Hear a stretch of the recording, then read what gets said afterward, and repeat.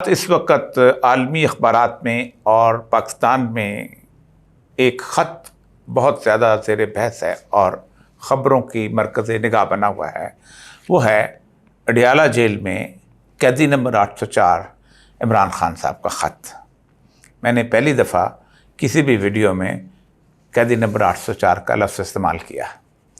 کیونکہ میں پاکستان کے اس روایتی میڈیا کا اب حصہ نہیں ہوں جہاں عمران خان کا نام جو ہے اس کے اوپر گفتگو کرنا یا نام لینا ہے وہ بھی قابل تعزیر جرم بن چکا ہوا ہے۔ یہ خط عمران خان کی اس کیفیت کو اور پاکستان کے ان حالات کو واضح کرتا ہے جس طرف پاکستان کو دھکیلا جا رہا ہے۔ عمران خان نے یہ خدشہ ظاہر کیا ہے کہ اب اسٹیبلشمنٹ کے پاس، اور انہوں نے خاص طور پہ نام لے کے بات کی ہے، جنرل آصم منیر صاحب کے پاس اور کوئی راستہ نہیں بچا سوائے اس کے کہ وہ مجھے قتل کرتے ہیں۔ لیکن کیا عمران خان کو قتل کرنے کی اس سے پہلے کوشش کی نہیں گئی؟ اور کیا تاریخ اس بات کی شاہد نہیں ہے کہ عمران خان کو جس طریقے سے جس سطح پہ قتل کرنے کی کوشش کی گئی تھی اس میں تو الزام بھی کسی کے اوپر نہیں لگنا تھا، لیکن کیا اللہ تبارک و تعالیٰ کی اس نشانی کو جو واضح طور پر ہوئی ہے اس کا کسی کو اب تک اندازہ نہیں ہے؟ میں صرف تھوڑی سی عمران خان کی زندگی کے 2-3 اہم ترین ایسے واقعات ہیں جس کے حوالے سے میں بتانا چاہتا ہوں کہ یہ عمران خان کا جو خوف ہے شاید عمران خان کو بالکل نہیں ہے۔ عمران خان کے اوپر وزیر آباد پہ جب 3 نومبر کو حملہ ہوا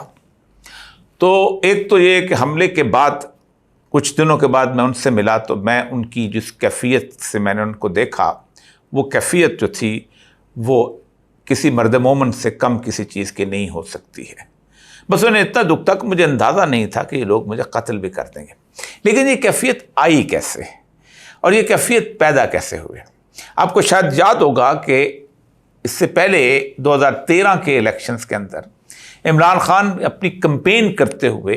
ایک بہت بڑی اونچی سیڑھی سے گرے تھے، اور جب وہ گرے تھے تو اس طرح گرے تھے کہ اگر عام طور پر کوئی اور شخص گرا ہوتا جس کو اللہ تبارک و تعالیٰ کی طرف سے تحفظ حاصل نہ ہوا ہوتا تو شاید وہ شخص جو تھا وہ باقی زندگی ایک معذور کے طور پر گزارتا، نچلا دھڑ ختم ہو چکا ہوتا، لوگوں کے سہارے پہ ہوتا۔ ڈاکٹر اس بات پہ حیران تھے کہ اگر وہ بلیڈنگ جو ہے وہ انٹرنل ہو جاتی تو عمران خان کا جو نچلا دھڑ ہے وہ پیرالسس یعنی فالج زدہ ہو جاتا اور رابطہ ٹوٹ جاتا۔ وہ بلیڈنگ باہر ہو گئی جس سے عمران خان بچ گئے، اور عمران خان ایسے بچے کہ اس کے بعد ویسے ہی 2-2.5 گھنٹے کی ایکسرسائز بھی کرنے لگ گئے۔ یہ ایک پہلی علامت تھی، اور اس وقت شاید لوگ یہی سمجھتے تھے، عموماً ہمارے ہاں، اور واقعی سمجھنا بھی چاہیے کہ ان بے شمار ماؤں کی دعائیں جو ہیں ان کے ساتھ ہیں جنہوں نے شوکت خانم ہسپتال سے اپنے بچوں کا علاج کروایا تھا۔ بے شمار ایسی کہانیاں ہیں کہ جو نظر آتی ہیں۔ اس کے ساتھ ساتھ عمران خان نے چونکہ اپنی والدہ کے حوالے سے وہ ہسپتال بنایا تھا تو والدہ کی خدمت ایک ایسا، والدین کی خدمت بلکہ ایک ایسی کیفیت ہے جس کو اللہ تبارک و تعالیٰ کے ہاں سب سے زیادہ پسندیدہ عمل جو ہے وہ سمجھا گیا ہے، اور خاص طور پہ اللہ تعالیٰ فرماتے ہیں کہ جو اولاد اگر اپنی والد کی خدمت نہ کرتی رہی ہو، اپنی والدہ کی خدمت نہ کرتی رہی ہو، اگر وہ ان کی زندگی کے بعد مستقل ان کے لیے دعا کرتی رہے تو اللہ تعالیٰ اسے فرما برداروں میں شامل کر لے گا۔ یہ رسول اللہ کی حدیث ہے۔ اور دوسرا ایک حدیث اور بھی ہے کہ جو شخص جو ہے کبھی آخرت میں ہوگا، کچھ والدین ایسے ہوں گے جو ان کے اعمال ایسے اچھے نہیں ہوں گے لیکن ان کے درجات بہت بلند ہوں گے، اور وہ جب ان سے سوال کریں گے فرشتوں سے کہ ہمارے اتنے اچھے اعمال تو نہیں تھے کہ درجات اتنے بلند کر دیے گئے، تو یہ تمہاری اولاد تمہارے لیے دعا کرتی تھی، لیکن جو اپنی اولاد کے اپنی ماں کے لیے ایک مسلسل مستقل صدقہ جاریہ ہو اس کے لیے کیوں اللہ تبارک و تعالیٰ تحفظ اور حفاظت جو ہے وہ کیفیت پیدا نہیں کرے گا؟ یہی وجہ تھی کہ جب وہ یہاں پر اس تاریخ کو 3 نومبر کو جہاں ان پہ حملہ ہوا تو اس کے بعد جب میں ان سے ملا تو وہ اس اعتماد کی صورتحال میں تھے کہ جو واقعی ایک اعتماد جو ہے اس شخص کا ہوتا ہے کہ جب موت آنی ہے اور اللہ نے لے کے جانا ہے تو اسی دن چلے جانا ہے۔ خود حضرت علی کا قول ہے کہ موت جو ہے وہ زندگی کی حفاظت کرتی ہے، وقت سے پہلے نہیں لے جانا چاہتی۔ 3 نومبر کی رپورٹ میں نے پڑھی ہے یہ رپورٹ ظاہر بات ہے میرے دوستوں میں سے ہیں، بہت اچھے مہربانوں میں سے ہیں جنہوں نے یہ رپورٹ لکھی تھی. اس شخص نے بڑی محنت کر کے رپورٹ لکھی تھی. یہ پورے کا پورا واقعہ جس طرح پلان کیا گیا تھا یہ بالکل ایسے تھا کہ ایک آہستہ آہستہ چلتا ہوا ٹرک ایک ہجوم کے اندر آئے گا اور دونوں طرف سے اس کے اوپر فائر ہوگا اور ایک نیچے ڈکوائے کرنے کے لیے بھی ایک فائر ہوگا، اور یوں لگتا تھا کہ ایک آدمی کو فائرنگ اسکواڈ کے سامنے کھڑا کر دیا گیا. کیفیت یہ ہے کہ ایک طرف سے فائر ہوا اور اس کے ساتھ ہی دوسری طرف سے فائر ہونا تھا تقریباً سیکنڈز کے اندر. تو پہلے فائر کا ہاتھ جو ہے وہ تھوڑا سا جسے کہتے ہیں وہ ہلا ہے،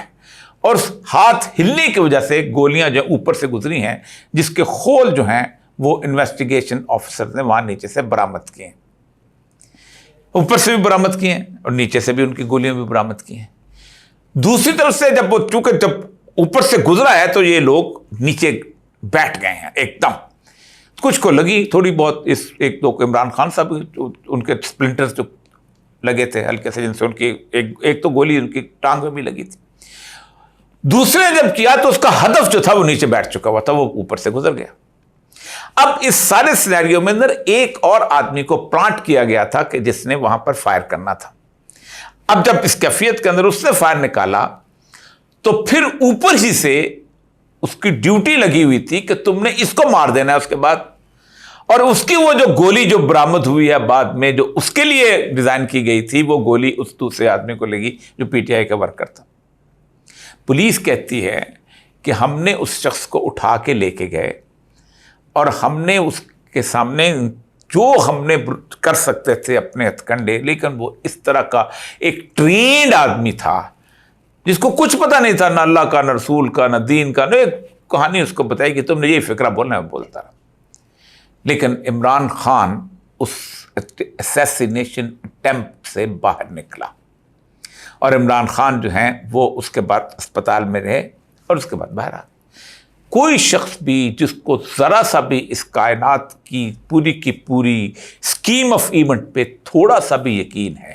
اور وہ سمجھتا ہے کہ اس کائنات کو ایک اللہ تبارک و تعالیٰ کی ذات ہے جو چلا رہی ہے، جو میرے اور آپ کے بنائے ہوئے منصوبوں کو ناکام کرتی ہے، تو اس کے بعد اس کو عقل اور ہوش آ جانی چاہیے تھی. لیکن مسئلہ سارا یہ ہے کہ اللہ تبارک و تعالیٰ جب ظالموں کی رسی دراز کرتا ہے تو ان سے عقل و ہوش کھو دیتا ہے. اللہ کہتا ہے یمدہم فی طغیانہم یعمہون، میں ان کو ان کی اپنی مستی میں مست کر دیتا ہوں، وہ گم ہو جاتے ہیں اسی کے اندر. اس کیفیت کے بعد دوبارہ ایک اٹیمپٹ ہوئی پھر اس کے بعد، اور وہ اٹیمپٹ تھی جو کہ اسلام آباد ہائی کورٹ کے اندر ہوئی. اس اسلام آباد ہائی کورٹ کے اندر بھی وہ جب گاڑی اندر نہیں جا رہی تھی پھر وہ سارے کے سارے وہ جو لوگوں نے دیکھا کس طرح پلان کر کے کچھ لوگ وہاں پہنچے تھے جن کے ہاتھوں میں رسیاں تھیں، وہ عمران خان کا پتہ گیا واپس آ گیا. ظاہر بات ہے اب اس کو تھوڑا سا اندازہ ہو گیا تھا. لیکن اس کے بعد عمران خان کو گرفتار کر کے اور پھر اس کے بعد 9 مئی کے واقعات سے لے کے آج کے دن تک 2 مئی تک عمران خان کو شکست دینے کی ہر چیز کو مکمل طور پہ شکست ہو چکی ہوئی ہے.